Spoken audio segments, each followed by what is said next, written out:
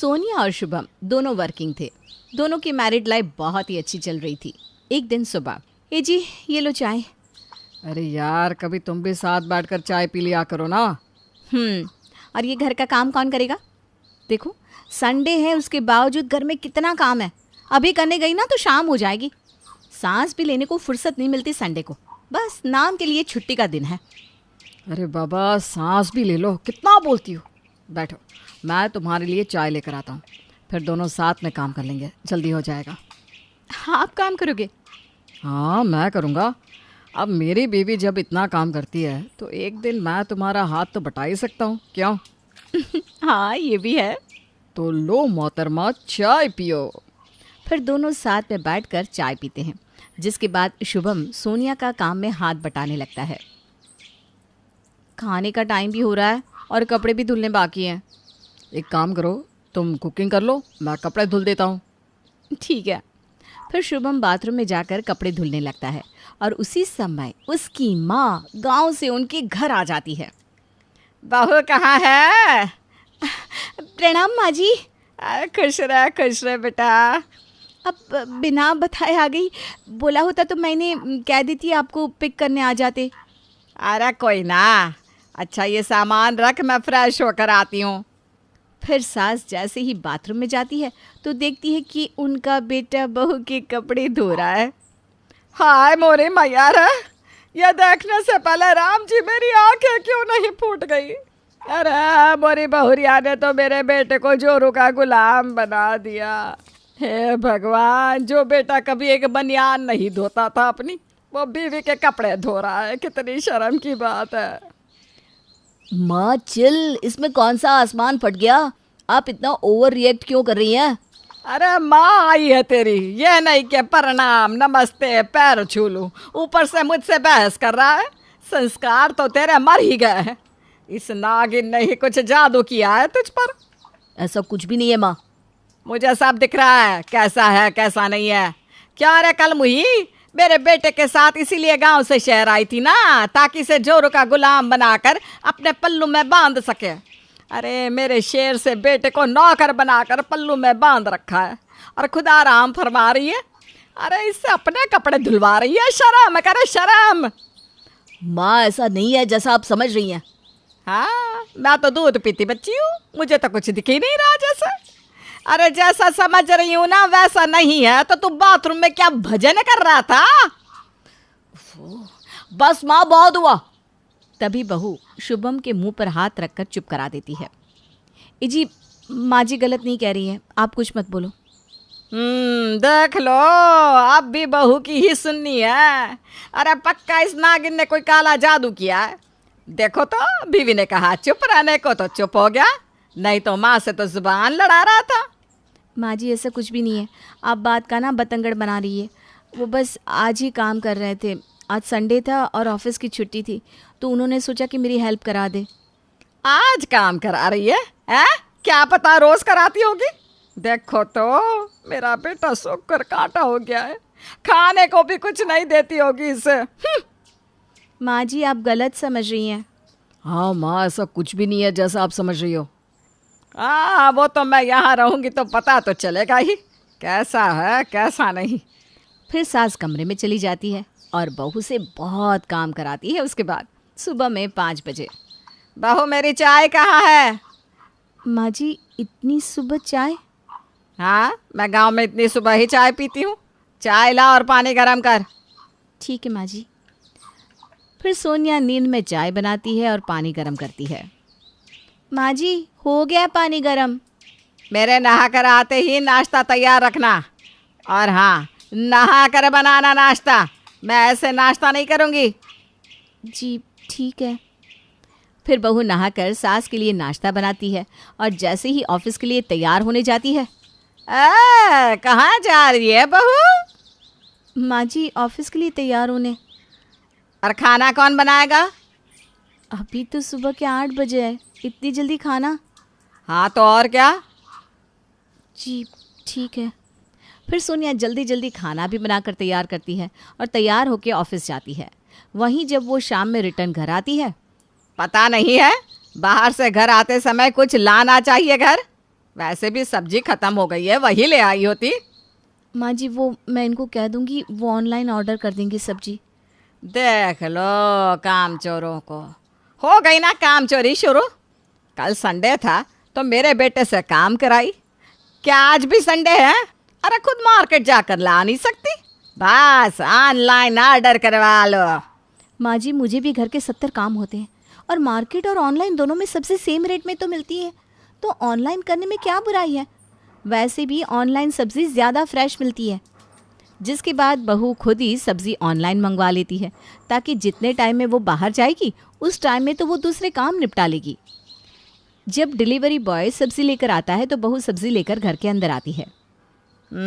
बड़े बुजुर्गों की तो बात का कोई मान ही नहीं है आजकल, बस काम चोरी करवा लो। बहू बिना कुछ बोले अपने काम में लग जाती है और जैसे ही सारा काम करके आराम करने जाती है, आज की बहू है, ज़रा सा काम क्या कर ले, ऐसा लगता है सौन कर ली। अब महारानी को कमर सीधी करनी है, हैं? पुरानी बहुएं थी, घर का काम निपटा कर सास की सेवा में लग जाती थी। आज की बहुओं से पति की सेवा नहीं होती तो सास की सेवा क्या खा करेगी। वहीं कमरे से शुभम सारी बातें सुन रहा था। नहीं आप कुछ नहीं बोलूँगी, मैं जाती हूँ। सोनिया सास के पास जाकर कहती है, लाइए माँ जी, मैं आपके सर में तेल लगा देती हूँ। अरे बोलने के बाद जब काम करो तो क्या ही फायदा, रहने दे। हाँ। लाओ ना माँ जी, लगा दे रही हो ना। वहीं सर में तेल लगाने के बाद, आजकल लोगों को जितना काम कहो उतना ही होता है, अगर एक्स्ट्रा कर देंगी तो छोटी हो जाएगी ना। ये नहीं कि सास बूढ़ी हो गई है, हाथ पैर दर्द होते होंगे, ज़रा सा दबा भी दे। फिर सोनिया बिना कुछ बोले सास के हाथ पैर भी दबा देती है। ऐसे ही उसे रात में सोने में 1 बज जाता है। वहीं अगली सुबह सास उसे 5 बजे फिर से जगा देती है। अब ये सिलसिला रोज़ होने लगता है। सोनिया डेली सुबह 4:30-5 बजे उठ जाती और उसे रात में सोने में 1-2 बजते। वहीं उसकी सास उसे सांस तक नहीं लेने देती। वो घर का बाहर का सारा काम अकेले करती। उसके बावजूद उसकी सास सारा दिन हर बात पर उसे ताने मारती। ऐसे ही एक सुबह जब सोनिया को सो के उठने में देर हो जाती है, 4 दिन महारानी सुबह क्या उठ गई, जग लौट ली, हो गई फिर से वही कहानी। सास पति की इज्जत का तो कोई ख्याल ही नहीं है। यार माँ का तो अब बहुत हुआ, तुम सब कुछ करके देती हो, इसके बावजूद कितनी बातें सुनाती है तुम्हें। मुश्किल से 4 घंटे भी नहीं सो पाती हो तुम, ऐसे में तो तबीयत खराब हो जाएगी ना। आप चिंता ना करो, कुछ नहीं होगा। और माँ को आप कुछ मत बोलो, वरना फिर से लंबा चौड़ा लेक्चर देंगी। उतने में मैं कुछ काम ही कर लूँगी, आप करोगे तो वैसे भी मुझे ही सुनाएंगी वो। हुई सुबह या मुझे ही काम करना पड़ेगा? नहीं माँ जी, आ रही हूँ मैं। और फिर से सोनिया काम में लग जाती है। ऐसे ही कुछ दिन और बीतते हैं और ज़्यादा काम और प्रॉपर नींद ना मिलने के कारण वो बीमार पड़ जाती है। क्या हो गया, फिर से मैडम जी बीमार हो गए क्या? हर 2 दिन में यही नाटक है। मैं नहीं थी तो मेरे बेटे से तो खूब काम कराया है, अब अकेले करना पड़ रहा है तो हो गई ना हालत टाइट। पहले ही खुद काम किए होते तो ये हाल ना होता बेटा। पति से काम करने में भी तो शर्म नहीं आती तुझे? माँ जी ऐसा नहीं है। रहने दे, मुझे सब पता है कैसा है कैसा नहीं है। वहीं सोनिया की तबीयत ज़्यादा खराब थी, जिस कारण वो जाके चुपचाप कमरे में सो जाती है और सास खुद ही बड़बड़ाने में लगी होती है। जब शुभम घर आता है तो ये सब देखकर उससे बर्दाश्त नहीं होता। जी आप गुस्सा मत हो, माँ जी की तो आदत है बोलने की। सीरियसली बोलती नहीं है वो, ताने देती है ताने। देखो सोनिया अब बहुत हो गया और नहीं सुनने दूंगा मैं तुम्हें। आज तो मैं माँ से बात करूंगा और तुम्हें मेरी कसम है आज तुम कुछ नहीं बोलोगी। तभी सास वहाँ आती है। क्या बोलने की बात चल रही है? हाँ, भड़का दिया ना इस कलमुही ने तुझे मेरे खिलाफ। माँ सोनिया ने मुझे कुछ नहीं भड़काया, भगवान के लिए आप सोनिया को सताना बंद कर दीजिए। अच्छा, अब मैं इसे सताती हूँ? और नहीं तो क्या, वो बेचारी सुबह 5 बजे उठकर आपके इशारों पर कठपुतली की तरह नाचती रहती है और रात को 1 बजे तक आप उसे अपने इशारों पर नचाती रहती हो। उसके बावजूद आपको चैन नहीं है। एक दिन बस मैंने उसके काम में हाथ क्या बटा दिया, उसकी इतनी बड़ी सजा। भड़काया ना इसने तुझे, हैं? भड़काया ना? नहीं भड़काया माँ उसने। पता है सोनिया मुझसे ज्यादा कमाती है, अकेले उसने घर ऑफिस सब संभाला है। ये जो आप कपड़े पहनती हो और इतने महंगे शौक रखती हो ना, ये भी इसी की देन है। मुझसे दुगनी सैलरी है इसकी, लेकिन कभी घमंड नहीं करती। पता है कितनी बार मैंने आपसे इसके लिए लड़ना चाहा, लेकिन हमेशा इसने मुझे रोक दिया, ये कहकर कि माँ हमसे बड़ी हैं और उनसे हम इस तरह बात नहीं कर सकते। वो तो बोलेंगी ही क्योंकि उनका हक है बोलने का। माँ मुझे खुशी मिलती है इसकी हेल्प करने में, और मुझे प्राउड है कि ये मेरी बीवी है। इतना कहकर शुभम इमोशनल हो जाता है। वहीं सास की भी आंखें भर आती है और वो सोनिया को गले लगा लेती है। मुझे माफ़ कर दे बहू, मैंने न जाने क्या कुछ नहीं कहा तुझे। अब से तू मेरी बेटी से भी बढ़कर है मेरे लिए। जिसके बाद सास खुद बहू की हेल्प करने लगती है काम में और उसके साथ एक सहेली की तरह रहती है। विमला जौनपुर शहर में अपने पति रमेश के साथ रहती थी। उसका बेटा अमन इटली में नौकरी करता था और एक दिन वो अपने घर वापस आ गया। विमला अपने बेटे का बहुत ही बेसब्री से इंतजार कर रही थी। अमन घर तो लौट कर आया, पर इस बार वो अकेला नहीं था, उसके साथ थी उसकी पत्नी एनी। विमला एनी को देखकर चौंक जाती है। अरे बेटा, ये कौन है? माँ, ये एनी है, ये आपकी बहू है। बहू? तूने शादी कर ली और हमें बताया भी नहीं? हाँ माँ, मुझे एनी से प्यार हो गया था और हम दोनों ने शादी कर ली। विमला को ये बात बिल्कुल पसंद नहीं आती कि उसका बेटा एक फिरंगी बहू लेकर आ गया। नमस्ते आंटी। एनी आंटी नहीं, सासू माँ। Oh yeah, sorry, my mistake. नमस्ते सासू माँ। अरे इसे तो हिंदी भाषा भी आती है। हाँ माँ, मैंने ही इसे सिखाई है हिंदी भाषा। मैं हिंदी भाषा में बात करता हूँ ताकि वो आपसे और पिताजी से भी बात कर पाए।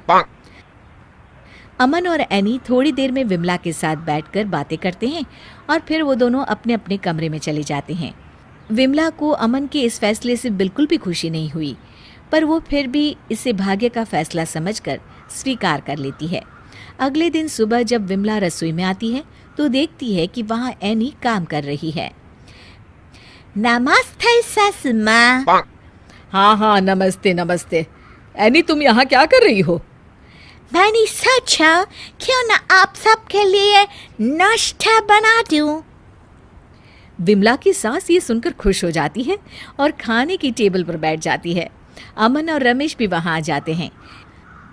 सासू माँ, ये देखिए, मैंने आप सबके लिए ब्रेड टोस्ट और पास्ता बनाया है। ओफो, ये सब क्या है एनी? कुछ देसी नाश्ता नहीं बनाया?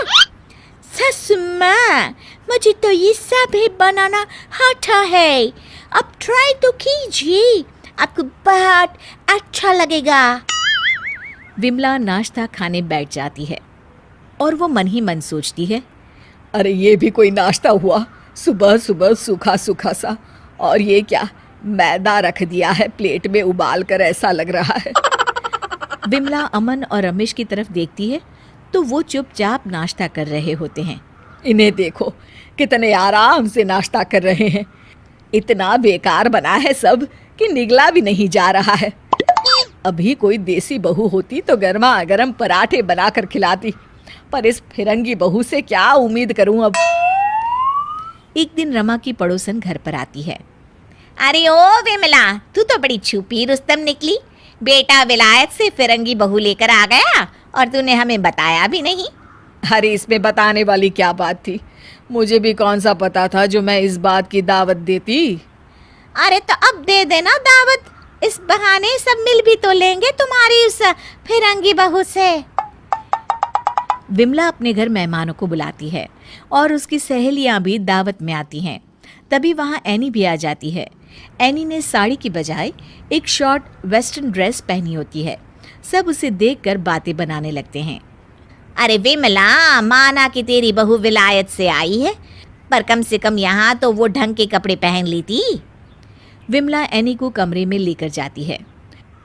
एनी, तुमसे मैंने कहा था कि साड़ी पहनो, तो फिर तुमने ये कपड़े क्यों पहने? सासू माँ, मुझे साड़ी पहनना नहीं आती। ओफो, क्या करूं मैं इस लड़की का। चलो मैं तुम्हें साड़ी पहनाती हूँ। विमला एनी को साड़ी पहनाकर बाहर ले आती है, पर एनी ने साड़ी पहली बार पहनी होती है तो उसे साड़ी में चलने में काफ़ी तकलीफ हो रही होती है। वो मन ही मन सोचती है, My God, the saree is such a pain, so uncomfortable. कैसी हो बहू? नमस्ते आंटी, मैं ठीक हूँ, आप कैसे हैं? अरे तुम तो बड़ी अच्छी हिंदी बोल लेती हो। अमन ने सिखाया आंटी। हैं? अपने पति का नाम नहीं लेते बहू, तुम्हें कहना चाहिए इन्होंने सिखाया। पर क्यों आंटी? हस्बैंड का नाम लेने में क्या गलत है? अमन भी तो मुझे नाम से ही बुलाता है। अरे बहू, अपने से बड़ों को जवाब नहीं देते हैं। पर आंटी, मैंने तो आपको कुछ कहा नहीं, मैं तो बस। हाय रे विमला, तेरी तो किस्मत ही फूट गई। और लाओ विलायती बहू, कोई संस्कार नाम की ही चीज नहीं है। विमला को ये सब सुनकर बहुत बुरा लगता है। पार्टी खत्म होती है और विमला एनी के पास जाती है। आज तुम्हारी वजह से मुझे इतना कुछ सुनना पड़ा एनी। तुम्हें ना तो इस परिवार की मर्यादा का ख्याल है, ना ही संस्कार के बारे में कुछ पता है। लेकिन सासू माँ, मैंने तो कुछ भी किया ही नहीं।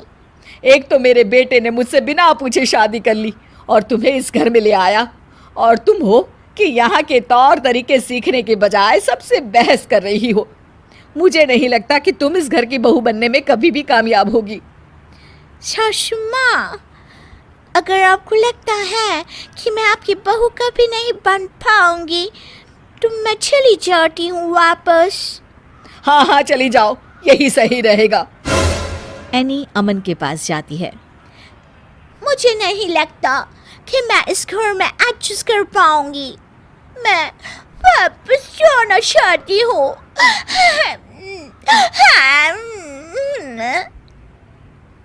नहीं एनी, तुम कहीं नहीं जाओगी। मैं जानता हूँ कि तुम्हें एडजस्ट करने में प्रॉब्लम हो रही है, पर तुम कर सकती हो। माँ तुमसे खुश हो जाएंगी अगर तुम और दिल से कोशिश करो तो। एनी सोचती है कि इस बार उसे और अच्छे से कोशिश करनी चाहिए। अगले दिन विमला रसोई में आती है तो देखती है कि एनी ने साड़ी पहनी हुई है। वो जैसे ही विमला की तरफ देखती है तो उसके पास जाकर पैर छूती है। नमस्ते सासू माँ। हाँ हाँ, नमस्ते। तुम तो जाने वाली थी ना, क्या हुआ? हाँ, चली जाऊंगी, पर एक बार दिल से कोशिश करना चाहती हूँ। देखिए, आज मैं आप सबके लिए हिंदुस्तानी नाश्ता बना रही हूँ, इंटरनेट से देखकर। मैं कहीं नहीं जाऊंगी सासू माँ, मैं आपके घर के सारे ट्रेडिशंस अच्छे से फॉलो करूँगी। विमला ये सुनकर खुश हो जाती है। यही तो मैं चाहती हूँ कि तू इस घर की जिम्मेदारियाँ अच्छे से निभाए। ठीक है बहू, मैं तुझे धीरे धीरे सब सिखा दूंगी, तू फिक्र मत कर। सिर्फ एक चीज़ है जो मैं नहीं सीख पाऊंगी सासू माँ। वो क्या भला? एनी अपने हाथ से बेला हुआ टेढ़ा पराठा दिखाती है। इस पराठे को सर्कल कैसे बनाते हैं? विमला और एनी हंसते हैं और फिर एक साथ नाश्ता बनाने लगते हैं। देवकीपुर गांव। रमा के यहाँ 2 गाय हैं। दोनों एक ही गाय से एक ही टाइम जन्मी थी।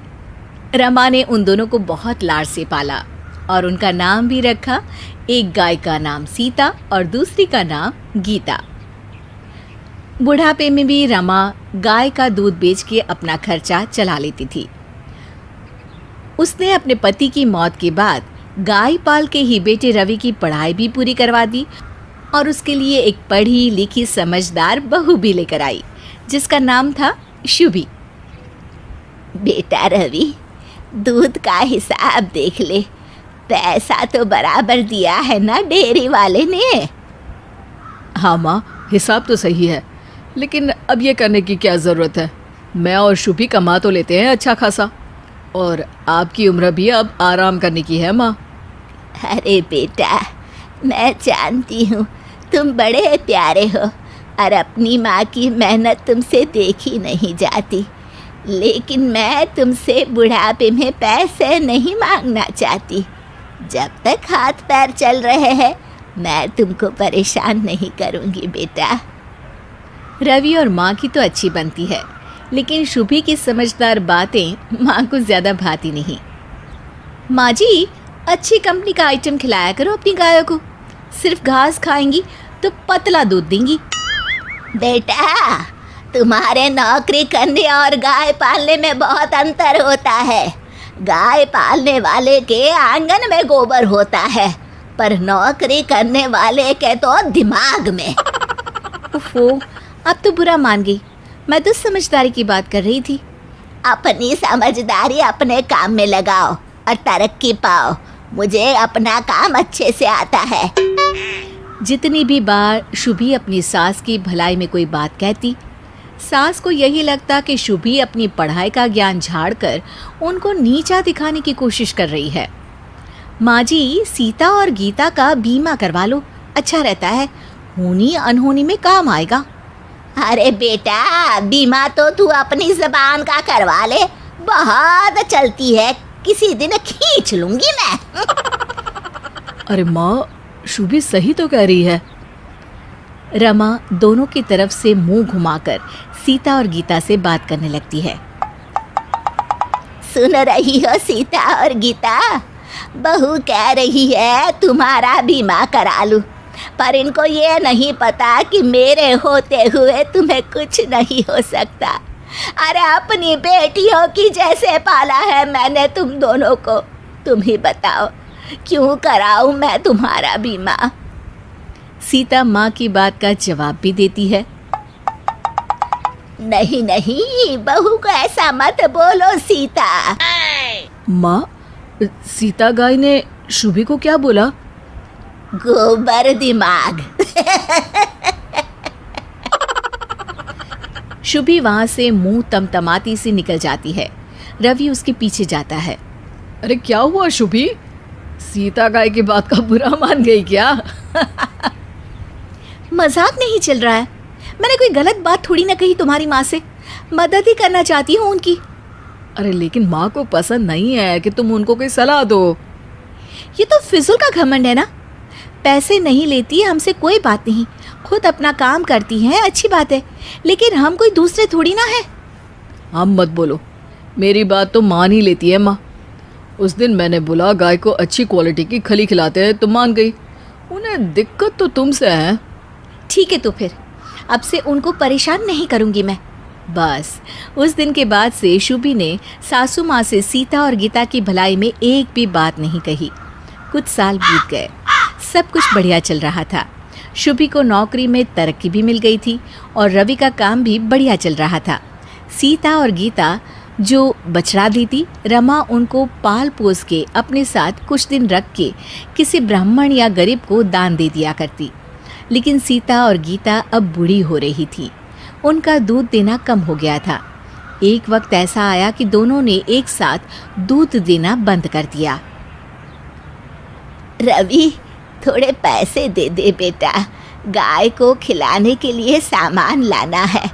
हाँ हाँ, लो माँ, ले जाओ, जितने चाहिए ले जाओ। अरे बेटा, अच्छा नहीं लगता तुमसे यूं पैसा लेना। अरे अम्मा, आपने मुझे भी तो कितने पैसे दिए हैं, ये पैसे आप ही के तो है। आप नहीं होती तो शायद कमाने लायक भी मैं नहीं बन पाता। हाँ बेटा, पर फिर भी गायों ने जब से दूध देना बंद किया है तंगी सी आ गई है। खैर, उनको भी बूढ़ा होना ही था, कब तक दूध देंगी। पाल दिया हमको, घर चला दिया इतने साल, शादी करवा दी तेरी, पढ़ाई का खर्च भी निकाल दिया। अब पैरों पे खड़ा हो गया है तब जाके दूध देना बंद किया है सीता और गीता ने।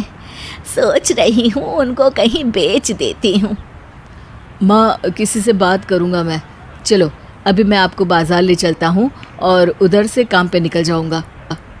शाम को रवि शुभी के साथ टीवी देख रहा होता है। शुभी, टीवी बंद करो ना, एक बात करनी है। तो बोलो ना। शुभी टीवी बंद करके ध्यान से रवि की बात सुनती है। रवि बताता है कि माँ सीता और गीता के दूध ना देने से कितनी परेशान है। पैसे भी नहीं आ रहे हैं उनको हमसे मांगना भी पसंद नहीं है। माँ कह रही थी सीता और गीता को बेच देते हैं। अरे ऐसे कैसे? दूध दिया तब तक गाय रही, फिर बेच देंगे? ये तो गलत बात है। अरे फिर कोई जुगाड़ तो निकालना पड़ेगा ना, जिससे माँ के पास पैसे भी रहे और उनको ये भी ना लगे कि पैसे उनके नहीं हैं। वैसे तो तुम्हारी माँ मुझे गोबर दिमाग कहती है, पर एक तरकीब है मेरे पास। अरे बताओ ना, क्या है तरकीब? गोबर। मैं समझा नहीं। कल समझाऊंगी। अगले दिन शुभी सुबह जल्दी से उठकर सीता और गीता के गोबर के कंडे बनाने लगती है और कंडे बनाने के बाद उनकी फोटो खींचती है। तभी सास वहां आ जाती है। अरे वाह, गोबर के कंडों की फोटो खींच रही हो। यही उम्मीद थी तुमसे। शुभी बिना कुछ बोले वहां से चली जाती है। अगले दिन एक गाड़ी आती है और शुभी उनमें कंडे भरवा देती है और पैसे लेकर सास को दे देती है। गोबर के कंडे देकर पैसे ले लिए? क्या मतलब? मतलब जो गोबर आप बेकार समझ के खेतों में खाद के काम में लेती हो ना, अगर उसके कंडे बना के बेचोगी तो पैसे आते रहेंगे आपके पास। ये जो कंडे वाला था ना, उसका ढाबा है। इनको बहुत कंडों की ज़रूरत होती है। मैंने व्हाट्सएप पे स्टेटस डाला, इसने देखा और मुझे ऑर्डर कर दिया। 5 रुपये का एक कंडा बेचा और 25 कंडे बेच भी दिए। अम्मा को शुभी की ये बात जम जाती है। अब अम्मा अड़ोस पड़ोस का गोबर भी बीन लाती है और दूसरे ढाबे वालों को भी व्हाट्सएप पे गोबर के कंडे बेचने शुरू कर देती है। देखते ही देखते वापस खुद से पैसे कमाने लगती है। अब हर हफ्ते गाड़ी से कंडे भेजे जाते और अम्मा दूध बेचने जितना पैसा भी कमा लेती। पर उन्होंने अभी तक शुभी को एक बार भी थैंक यू नहीं कहा। एक दिन रवि और शुभी कहीं जा रहे होते हैं। अम्मा सीता और गीता को घास डाल रही होती है। तभी शुभी गीता के पास जाकर कहती है, गीता ज़रा बताओ तो, जो इंसान अपनी बहू की बात मानकर गोबर के कंडे बेचता है और पैसे भी कमाता है, लेकिन बहू को धन्यवाद तक नहीं कहता, ऐसे इंसान को क्या कहते हैं? गीता शुभी को जवाब दे देती है, हाँ गीता, सही कहा, उसे गोबर दिमाग कहते हैं। रमा और रवि बहू के इस मजाक पर हंसते हैं और रमा शुभी को कहती है, पुरानी बातों के लिए माफ़ी मांगूंगी और नई बात के लिए धन्यवाद भी कहूंगी।